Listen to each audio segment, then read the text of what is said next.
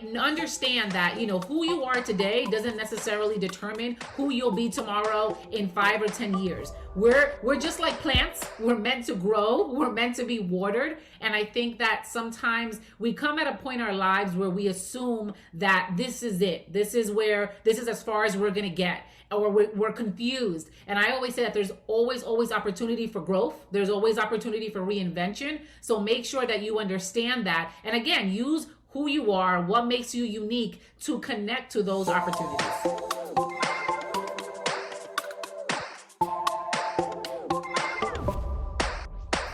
Our voices, stories, and experiences are powerful and need to be shared to create a more inclusive world.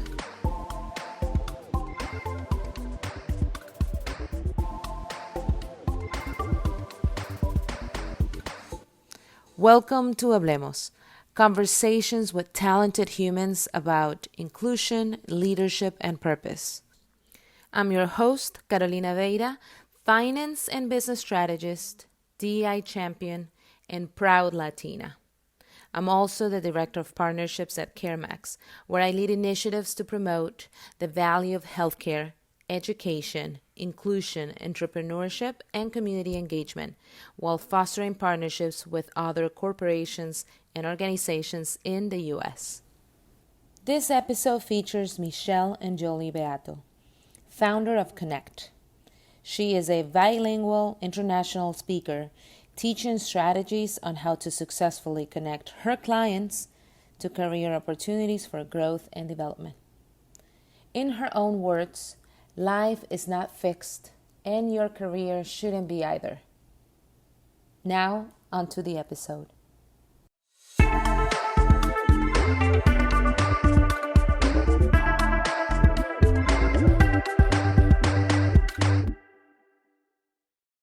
How are you, Michelle, today? I'm doing good. Thanks for having me, Carolina. And that's exciting that you're in New York. I love that city. I know it's been an experience, and it's great. It's great just to see New York coming back in such a beautiful way. So thank you so much, my dear. So if you see that background, it's because I'm in my hotel room. I didn't want to show the bed intentionally, but no, thank you so much, Michelle. We were having a pre-conversation to our formal session before we started, and it's always so great to learn from you, to hear your ideas, because we all learn together and win when we're exposed to people like yourself, who's so experienced and has so much to share. So why don't you go ahead and tell us a little more about Michelle and what she's doing currently and who she is, where she comes from, all of that good stuff. I am a career coach. I'm also a speaker. And what I do is I really focus on teaching people how to connect in order for you to grow professionally. So I know that many of us, we're taught from a very young age the power of networking, right? That's the normal term. And so for me, I didn't really understand what networking meant because I kind of do it naturally. It's my natural instinct. Hence why I teach people how to do it today. But I believe in the word connecting because when people say, hey, go to that event and start networking, no one really knows what networking really means. There was never like a real definition. And so what I set out to do was to build a curriculum where I would teach people, what does it really mean to connect? I wanted to break it down into like a formal definition and create some frameworks so that people would understand and learn, how to connect with other people. And part of that curriculum also includes learning about personal branding, which is also extremely, extremely important when you're connecting with other people. And then finally, also self-esteem. Self-esteem is something that is extremely, extremely important, especially as not only in the beginning of our career, but as we continue to progress through our career and certain things happen, whether we want to pursue something new, something unexpected happens in our career. Self-esteem is very, very important in figuring out how to connect with ourselves in order to figure out what we can pursue next. How do we continue to grow? So that's something that I'm really, really proud of, and I've built that. And in speaking with Carolina before, we've had many conversations, and this all started a few years ago when I was working with Mercedes-Benz USA, where we had moved from outside of New York City, right outside of New York City, in a small town in New Jersey to Atlanta, Georgia. And I saw an opportunity while I was working there to help young people learn how to connect with others in the company in order for them to grow professionally. Yeah, and you make a great point, the one about self-esteem and knowing your worth and not being afraid of showcase it, right? One of the things that I always mention and I always talk about is bragging, what I call bragging for the right cause, which is, bragging and talking about your accomplishments, talking about who you are and what you stand for and what your values are. Because that's important not only for your own professional growth, but for people to know that they can rely on you and they can count on you if they think of projects or initiatives or future things, future job openings, whatever it is. So I know that you work a lot with not only women, I mean, everybody, right? Everybody who would want to be mentored and coached by you. But if you had three things to mention or to say that are important about exactly what you're saying, branding, self-worth, and knowing and valuing your ideas, what would be those three pieces of advice that you would give to everybody listening today?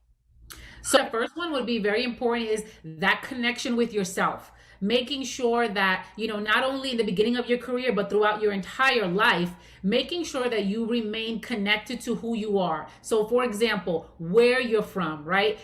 Be proud of who you are, especially if you're Hispanic. I think that for many of you that do speak two languages, that are bilingual, that's an asset today, right? That's something that belongs to you that I feel like 10 or 15 years ago, it wasn't touted too much. And I feel like today, that's a great differentiating factor for you. It makes you who you are, your culture. So make sure that you remain connected to that core. The second thing I would say is to use that in order to connect with other people. There are people from all around the world that have so many different stories. They're things of their cultures. Just as much as people want to learn about you and your culture, you should want to learn from them, asking questions, making sure that wherever you go, you are open to meeting and networking with people. So that's, I think, one of the things that's extremely, extremely important. And then I would say the third one would be to just, don't be afraid, right? Understand that, who you are today doesn't necessarily determine who you'll be tomorrow in 5 or 10 years. We're just like plants. We're meant to grow. We're meant to be watered. And I think that sometimes we come at a point in our lives where we assume that this is it. This is as far as we're going to get. Or we're confused. And I always say that there's always opportunity for growth. There's always opportunity for reinvention. So make sure that you understand that. And again, use who you are, what makes you unique to connect to those opportunities. Oh, that's beautiful. I love that you mentioned that. And I love especially that you mentioned the value of speaking two languages. Because the majority of us, if not, I don't know the numbers, but the majority of us do speak two languages. And it's such a beautiful thing to be able to do that. Not everybody does it. And there's some others who speak 2, 3, 4 languages. It's great. But the value and the pride that you should feel for doing that in your culture and exactly what you're saying, being proud of who you are, I think it's major. Now, tell us a little bit about, obviously, we're talking about all the stories in the book, Hispanic Stars Rising, it's right here. Your story is part of this book. In your story, I reread it as well last night, and you talk about how you were not afraid and you would talk to somebody quite often, and that was how you got your first job, right? How do you feel? Are you still connected to that person? That's one question. But what do you tell them about those who are fearful that maybe they don't have what it takes, or what am I going to tell them, or what am I going to talk about? So what would you say about that?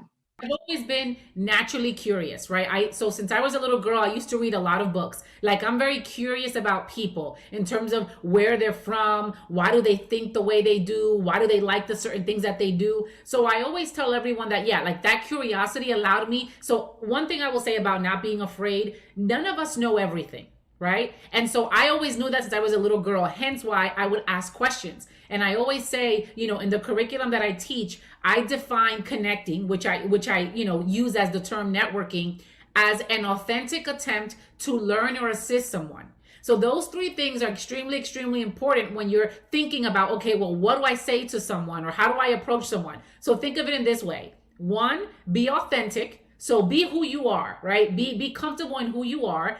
The second one is learning. None of us know everything. So ask questions. So for example, you could be in a coffee line. You could be somewhere at work. If someone is doing something interesting, if someone has a job that you don't know what that job is, it's okay to not know. Why? Because now you can ask them about it. Hey, what does this mean? Or what do you do? Or why did you pursue this type of field? Those are all little things that you can do to start connecting, getting to know someone. And then the third one I would say is assisting people. Right? We all have talents, right? A lot of us speak two different languages. Do you know how many times I've actually helped someone, who didn't speak Spanish that needed some help in a translation or whatever that is? Use whatever skills that you have to help other people, because people will always remember when someone has helped them. So especially when I teach a lot of young professionals who are entering the corporate world, especially, where there's a big company, I say these three things are extremely critical. Ask questions, and then whenever you can,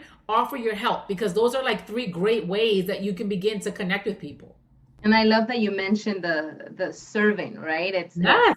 It translates into being of service to people. That's what a lot of us, especially within the Hispanic Star community, I feel that we are here to serve others. We want to do more. We want to not, like you said, showcase our talents, but in an intentional way. So thank you for sharing that. Now, Michelle, I do have another question for you, because I'm full of questions, just like you said. Very curious. You're very curious. I'm very curious too. Yes. But I really want to know, how did it all start with you? Like, you have such a passion, not only, and you can tell, for coaching. I mean, you immediately go into that coach mode, right?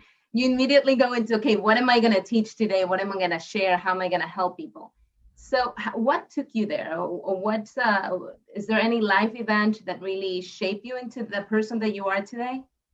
Yes. So this actually life event happened about 6-7 years ago. I've had a few life events, and actually the first one that I'll talk about is one that I think will be near and dear to a lot of the Hispanics that are listening to us today, which is, and it's funny because my mom reminded me of this life event, which was when I was entering kindergarten. I had the privilege of learning Spanish since the day that I was born, and that was the only language I spoke.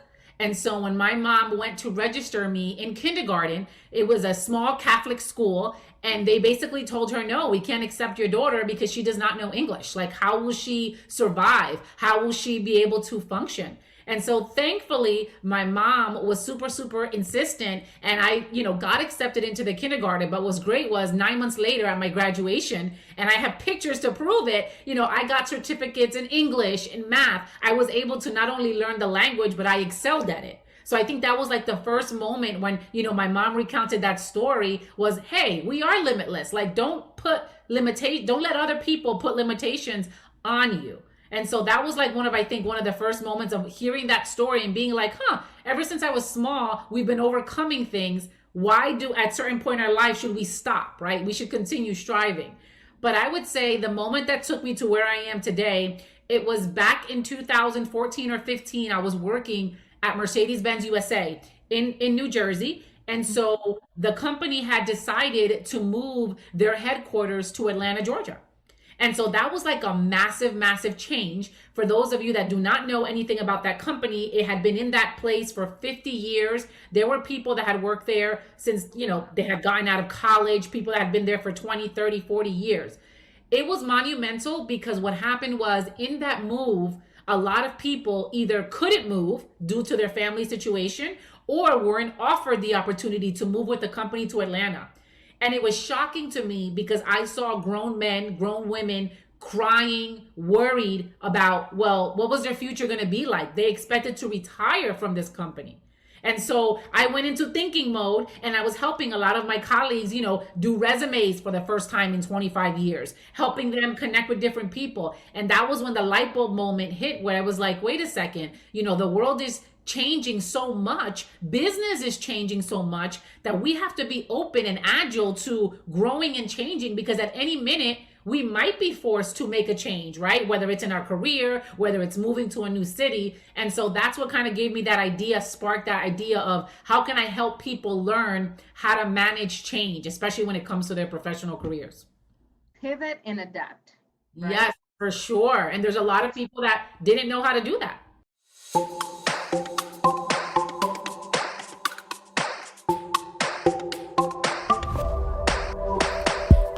Hi everybody, hola a todos, this is Carolina. I personally would like to invite you to be part of Hablemos by heading over to carolinaveira.com/Hablemos to sign up today. And while you're there, take a look at my DEI initiatives and discover how we can all be agents of change by creating sustainable projects through a DEI lens, and by sharing and celebrating our authentic stories and experiences while leading with compassion and empathy.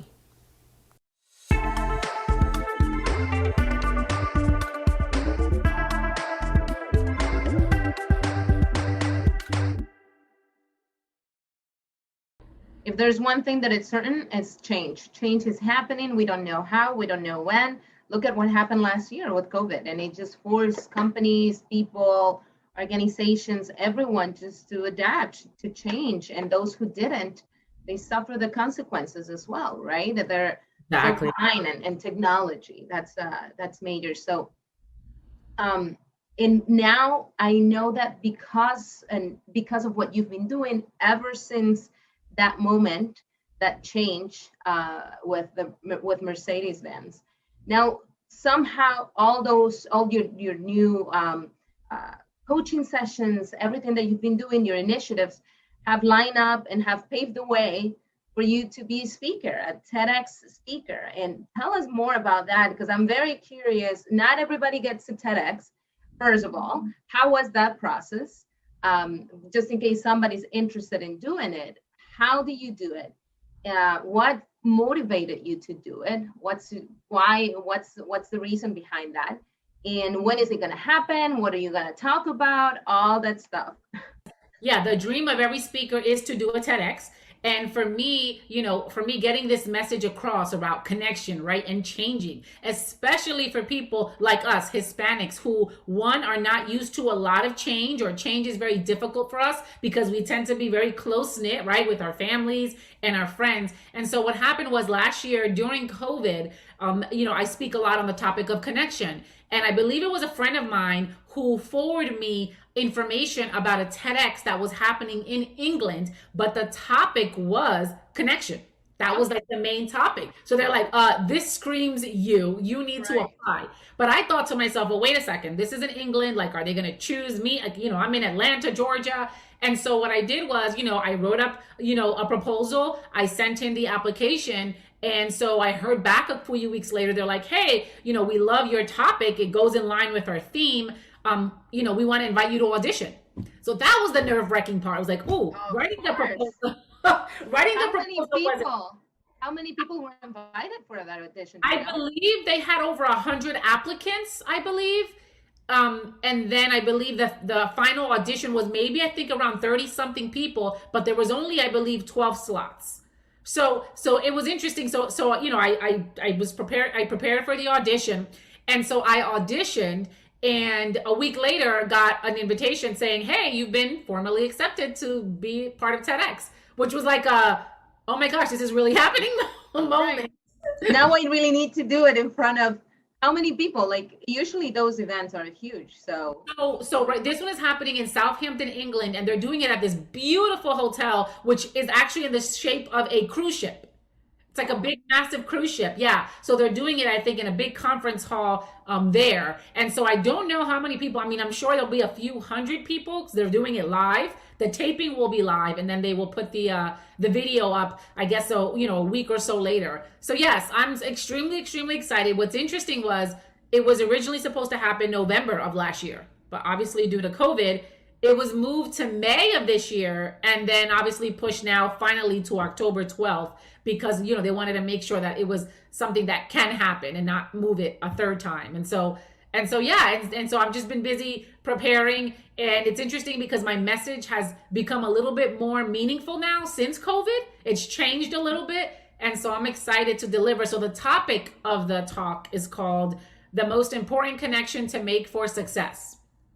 And it's going to be very, very heartfelt. I'm going to have share a lot of personal stories, but it's just kind of meant to inspire and uplift people, especially communities like ours, to like embrace who they are. Because, you know, most people, they define success as these big titles of this money, and that's not what success is. I actually think that for me, I've defined success as the moment when, you know, what you want and what's good for you meet.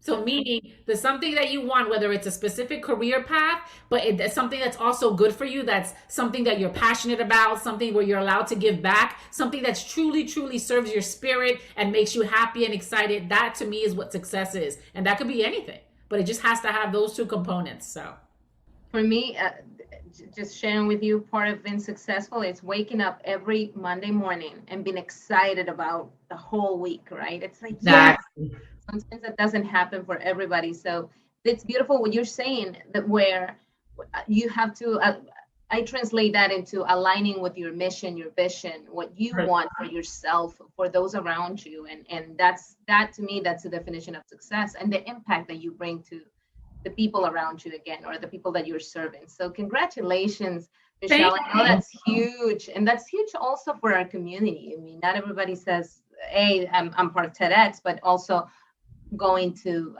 England and sharing that story, your story and personal stories of yours. That's beautiful. I love stories. So I will be the first one to be there cheering you on October 12th and sending you good vibes. But also I'm looking forward to that. To your presentation, obviously. So thank you. Thank you. Anybody wants to join or watch it? Do you have? Can they go to your website and get the information then? Yeah, so if you go to my website, you actually sign up for I have an email newsletter that I start to give out like weekly inspirational career advice. I give you updates on any events or any features. So yes, if you do sign up for that, I will definitely be sending the link, giving people information, but they can also find me on LinkedIn or on Instagram as well. No, that's great. And because of all the work that you've been doing, because of all the lives that you've been touching, right? Either by mentoring or just communicating and giving out those speeches, and you're a speaker, obviously. How would you define your why? Why do you do the things that you do in the way that you do them? What's your why? My why is I found my purpose.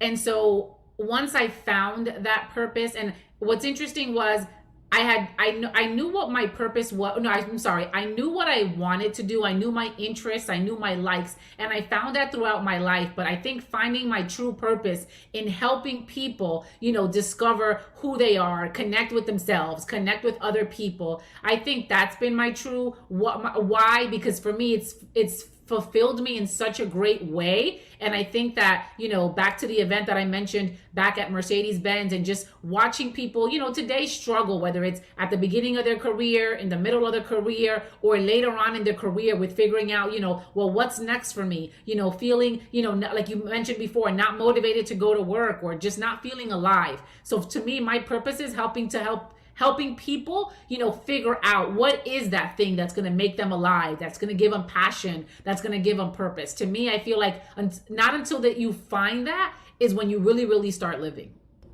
And Michelle, you never share with us, because I don't want to forget about this. What's your heritage? I never mention it, and that's important to me. So it's interesting. So both of my parents were born in the Dominican Republic. So I was, and they both came to this country when they were about, I think, 9 or 10 years old. So I was born in New Jersey, but my entire family, parents, you know, aunts, uncles, grandparents, everyone is from the Dominican Republic.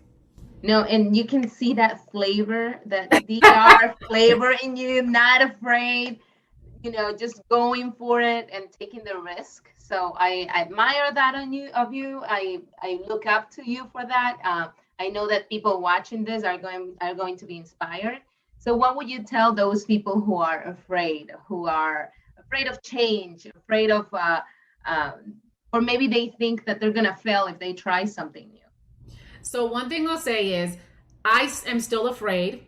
I still fail all the time, whether it's I do a project and it might not go the way. We're always going to continuously fail, but that's not a bad thing, right? Like Jeff Bezos, the richest man on earth today from Amazon, he's failed a million times, but he wouldn't be who he is today unless he failed and now redirected his life into. So what I would say is, failure is actually revisit how you view failure. Failure actually is a great way to figure out, be brave, do something. If it doesn't work out, you shift, right? You change something and you continue going. I think when you reframe what failure means, it's not as scary as you would seem. And so that's what I would tell everyone is just, fear is always going to be there. I think that one of the things, aside from looking at failure in a different way as a lesson learned, I would always say is everyone out in the world, everyone has fears. Everyone is in the same boat. And what I would say is many people out there really, really, really need people like us to move forward, pursue our dreams, and kind of get out there because that's going to help them.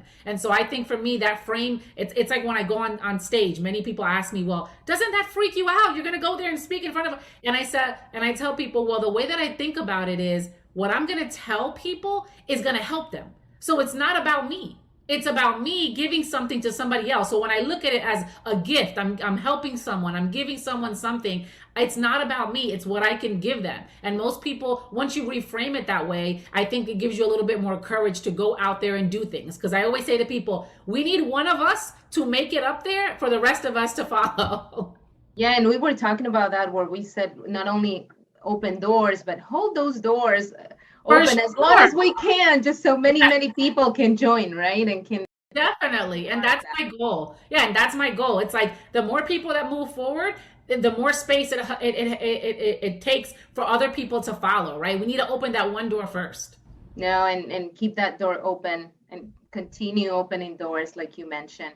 And now if people want to reach out to you, want to learn from you, want to connect with you, how can they do it? Sure, they can go to my website. So my website is michelleengeli.com. You can connect with me on Instagram or on LinkedIn. So I'm looking forward to you. If any one of you guys have comments or questions, feel free to reach out. They especially have to connect to get more information about the TEDx talk. But yes, definitely. But definitely I invite them to connect with you and to learn more about the services that you offer, the speaking engagements, everything that you do. And on that note, I know that we have 5 more minutes, but I did want to mention that we had discussed about how sometimes, especially with women, where we may think that other people are a competition, or that if we engage too much with other women or with other Latinos in general, we're going to lose some opportunities. When in reality, it's quite the opposite, right? I know, Michelle, we had this discussion where we said it's about, like we said, opening doors, but also learning from other people, learning their ideas, and then maybe there's some mentoring involved. What do you recommend to those who may seem afraid of sharing their ideas because they may be stolen, when in reality, it's more about building that community?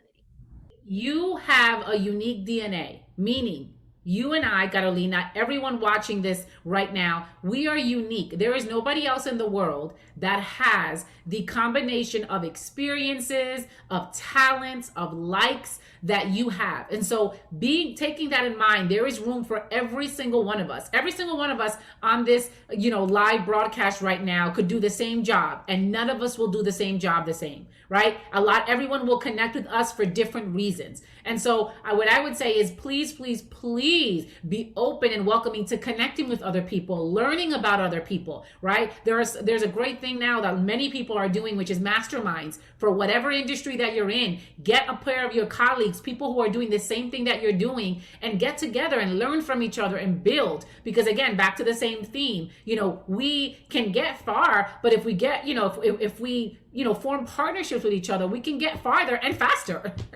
Yeah, and faster. Yeah, we can learn so much from each other. And that's the beauty of what you recommend. And those masterminds, even if it's not anything formal, but just getting together with other people who are in the same field as you are, or maybe they're not, but they're doing, say you're in marketing, but you're in marketing in the healthcare industry compared to PR, compared to sales, gather all those people in that diversity of ideas, diversity of thoughts, diversity of experiences. That's where we learn, because we may assume that we have to do something in one way when it could be many other options of doing things. So thank you for bringing that up, because I know that we had talked about that briefly, and that was such a great opportunity for us to learn and to gain that experience. So anything else that you want to share today, Michelle? I mean, I'm just excited. Thank you guys for having me. And the only thing I would leave you all with is just go and connect. Connect with me, connect with Carolina, connect with each other. But there is so much, so much, so much to learn and to discover. So definitely, definitely take advantage of the big world that we live in, for sure. No, and that's a great advice, actually, because we do have different networks. Yeah. It's just a matter of inviting the people to connect for 15 minutes via Zoom or whatever it is, coffee, if it's in a city that you all live together. So yes, let's connect and let's form those partnerships, those alliances. Let's learn from each other and be great. I mean, that's ultimately the goal, is to learn and to adapt and to be better each time. So thank you so much, Michelle. It's been a pleasure always to connect with you and to learn from you, to learn about your experiences. And thank you, everybody, for tuning in, for being a participant, for listening to our stories, because this is how we build community.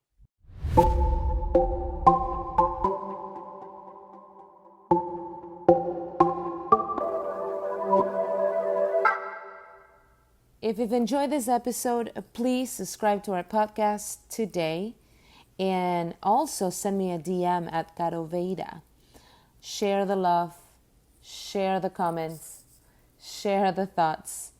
Special thanks to our partners at the Hispanic Star and Catuna Digital Marketing. Gracias mil. Thank you for listening, everybody, and we'll be back next time with a new episode of Hablemos. Ciao.